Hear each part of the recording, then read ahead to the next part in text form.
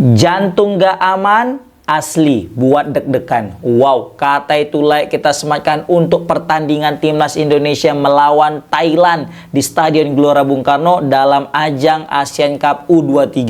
Ini betul-betul pertandingan yang tidak layak ditonton bagi jantungnya yang lemah. Serius, ini gila sih.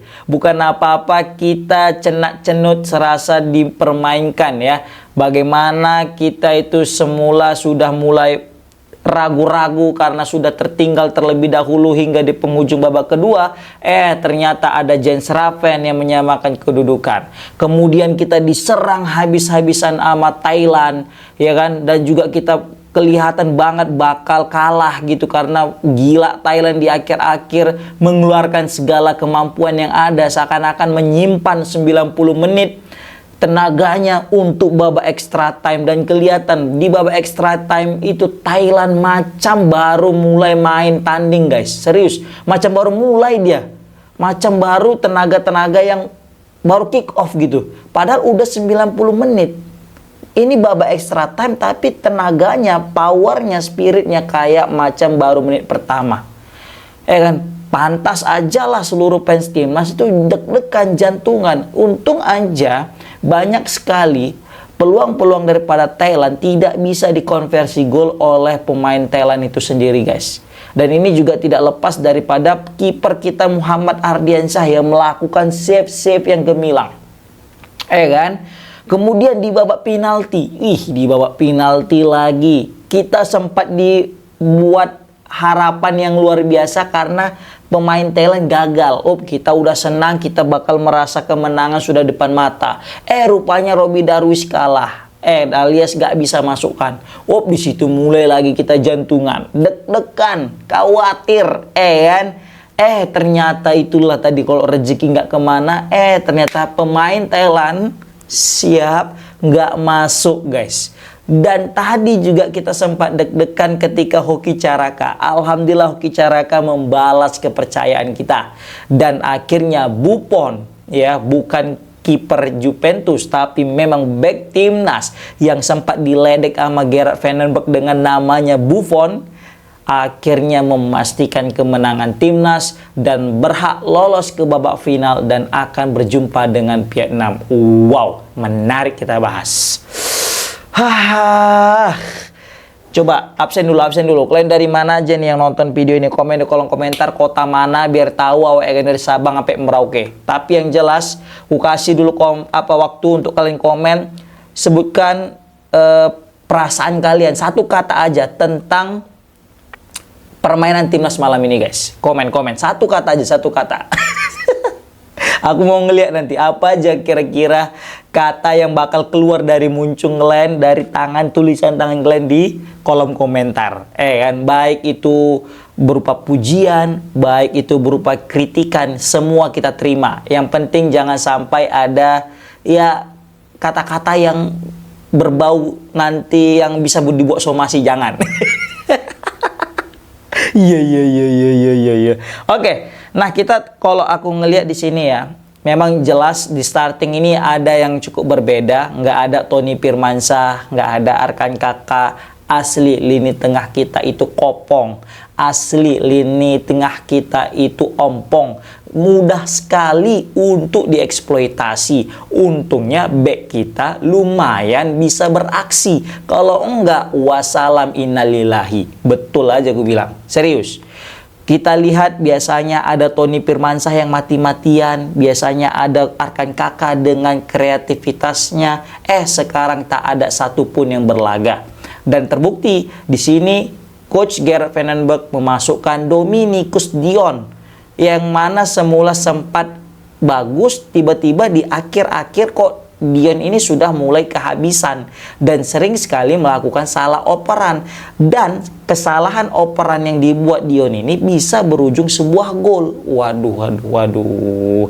Dan banyak netizen komen, ini kok masih main Dion, belum diganti-ganti, padahal banyak salah passing. Bahkan tadi itu ada lagi salah passing yang keberapa kali yang dari Dion. Untung aja nggak gol. Kalau gol udah Dion bakal tamat nih. Pasti bakal dibully habis-habisan sama netizen.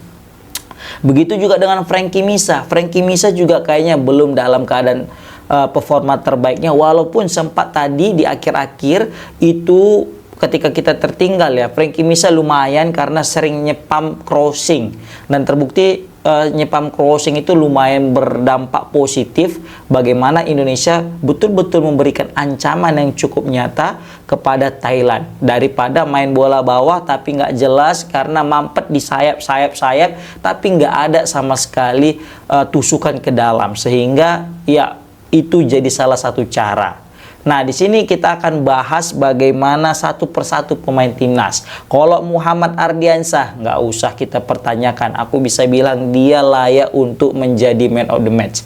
Kalau kalian siapa guys man of the match? Komen di kolom komentar, oke? Tapi kalau aku pribadi, Muhammad Ardiansyah wajib man of the match. Bayangkan di ujung laga, dia itu bisa membuat double save, kawan-kawan.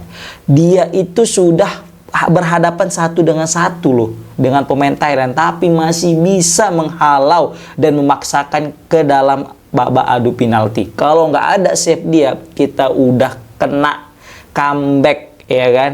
Bukan kena comeback sih, kita bakal bisa terbantai lah, kalah di penghujung laga. Serius, itu asli.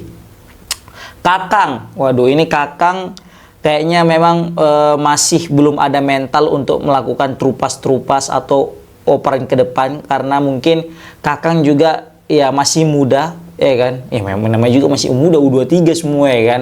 Tapi setidaknya kayaknya Kakang perlu untuk improve diri bagaimana bisa memberikan trupas layaknya Kadek. Sebenarnya tadi Kadek lumayan ya. Walaupun sempat di awal-awal Kadek sama Kakang sama aja main back pass. Tapi ketika udah mulai babak kedua, Kadek ini lebih mau maju ke depan dan memberikan umpan-umpan yang langsung ke depan. Dan itu cukup berbahaya. Apalagi kalau udah 1-2 tadi itu Doni Tripamungkas dengan juga Ryan Hanan memanfaatkan umpan Kadek. Itu juga cakep. Makanya tadi enak kita nontonnya.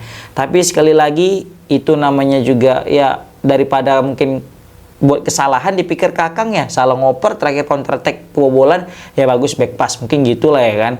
Nah di sini juga Doni Tripamungkas, asli Doni Tri ini fleksibel kali mainnya, di mana-mana dia bisa guys. Di back kiri dia bisa, ya kan, full back kiri bisa, sayap kiri bisa, bahkan tadi dia ke kanan loh, ke sayap kanan, ke gelandang, pokoknya di mana-mana tadi itu ada Doni Tripamungkas. Bahkan Doni Tripamungkas. Bahkan Doni Tripamungkas bisa kita bilang sebagai salah satu pemain terbaik. Karena untungnya dia diganti tadi, karena asli banyak sekali peluang-peluang tercipta itu dari kaki Doni Tripamungkas ini. Kalau ada aja 5 Doni Tripamungkas, enak kali kayaknya kita itu main. Serius. Kemudian kita masuk kepada namanya Robby Darwish. Robby Darwish ini nggak ada capeknya. Serius, aku lihat dia itu, dialah yang lari, dialah yang umpan, dialah nanti yang lempar lembing. Waduh, gila. Ini nggak ada obat ya. Stamina Robby Darwish itu is another level lah, bisa kita bilang. 120 menit bermain dan dia masih sanggup lari-lari. Bayangkan guys. Ya walaupun sempat tadi gagal penalti, tapi sekali lagi gagal penalti itu ya part of the game. Hampir aja kalau tadi kalah timnas, wah salam nih, Robby Darwish bakal dihina, bakal dihujat. Taulah kita netizen Indonesia kan. Tapi kalau misalnya aku ngelihat ya wajar-wajar aja, di setiap penalti pasti ada menang dan kalah, ada masuk ada enggak gitu kan. Tapi mungkin Robby Darwish udah kelelahan, jadi udah nggak konsen. Padahal memang tendangan Robby Darwish udah kuat loh, serius, dan akurasi udah pas ke pojok. Tapi memang jujur ya, kiper daripada Thailand ini nggak ada obat, serius. Kiper Thailand itu bisa menebak hampir seluruh penendang timnas Indonesia loh. Dan bagaimana tendangan Robby Darwish itu bisa ditepis. Padahal pemain Thailand ada juga yang ditepis, tapi nggak sekuat Robby Darwish. Pemain Thailand yang nyetak gol di di awal laga, ya kan, yang bukan di awal ya, di babak kedua tadi, yang ular itu, ya kan, dia itu kan nendang penalti, bisa ditepis sama Ardiansyah karena memang tidak terlalu kuat. Nah ini Robby Darwish udah kuat kali dia nendang, masih bisa ditepis sama kipernya. Memang kipernya ini gila sih, memang kiper Thailand. Kalau misalnya klub Indonesia mau cari kiper asing, kiper Thailand ini bisa lah untuk dipertimbangkan sih menurut aku, serius. Ya kan? Baru juga tadi Ryan Nanan, asli Ryan Nanan memang tidak seburuk di pertandingan sebelumnya. Pertandingan sebelumnya kan nampak kali egoisnya. Di sini Ryan Nanan masih mau lah untuk ngoper-ngoper, masih mau lah 1-2-1-2 sama Donitri ya. Ya, lagian juga kalau diganti Ryan Nanan bingung lagi, siapa lagi yang menggantikan dia ya kan? Dan dia yang paling pas memang. Ya walaupun banyak kekurangan kan gitu. Baru juga kalau kita ngelihat tadi Ahmad Maulana, seperti tadi aku terkejut Ahmad Maulana diganti ya, padahal dia bagus gitu ya kan. Tapi ya udahlah, pelatih cerdas ya. Aku nengok tadi Gerard Van den Berg juga patut diacungi jempol, bagaimana ketika kita sudah tertinggal dan dia lihat kalau main dari normal kita itu nggak bisa cetak gol, maka dimasukkanlah Ferrari. Asli itu nyepam itu pemain-pemain Brandon, pemain-pemain tinggi dimasukkan semua. Biasanya kan kalau kita tertinggal ya kita akan masukkan striker, ini enggak, yang dimasukkan back loh tadi tuh. Makanya terkejut tadi, Buffon, baru Brandon, baru Ferrari, masuk tiga-tiganya. Dan betul aja guys, Ferrari disuruh nongkrong di depan bersama dengan Brandon.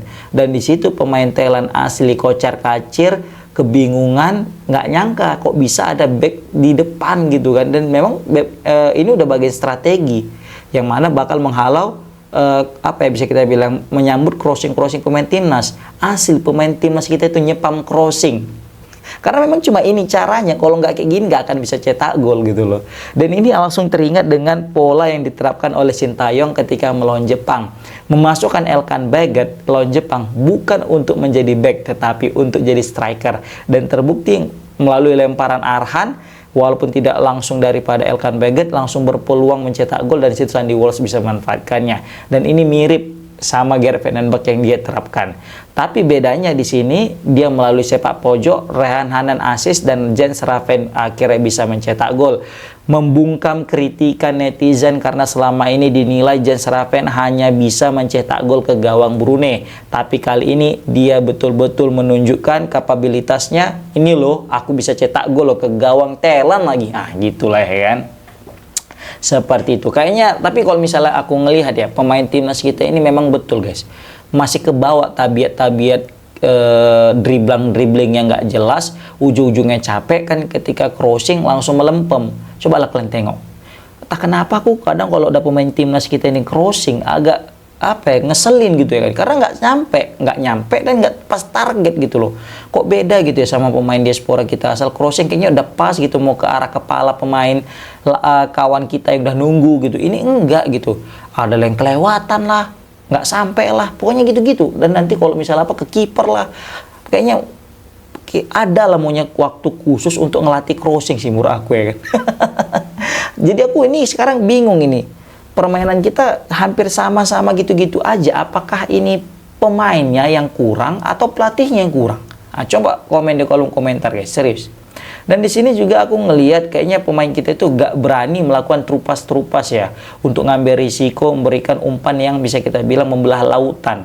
Karena kan umpan-umpan kayak yang bisa membahayakan itu kan umpan-umpan seperti itu. Jadi karena kita nggak berani dari tengah, dari belakang, pinggir lapangan, kanan kiri belakang, terakhir tengah itu nggak pernah masuk gitu. Padahal banyak sekali pemain-pemain kita itu udah melakukan pergerakan tanpa bola, tapi kayaknya nggak berani ya melakukan umpan yang apa bisa kita bilang ya, umpan yang mau ngambil resiko gitu, nggak mau. Jadi takut mereka ya, takut nggak nyampe atau mungkin kurang percaya diri, sehingga sering sekali kita nggak punya variasi serangan dan juga kreativitas lapangan khususnya di lini tengah seperti itu guys. Oke lah, yang penting aku tadi lihat timnas kita menang, ya udah kita menang lah.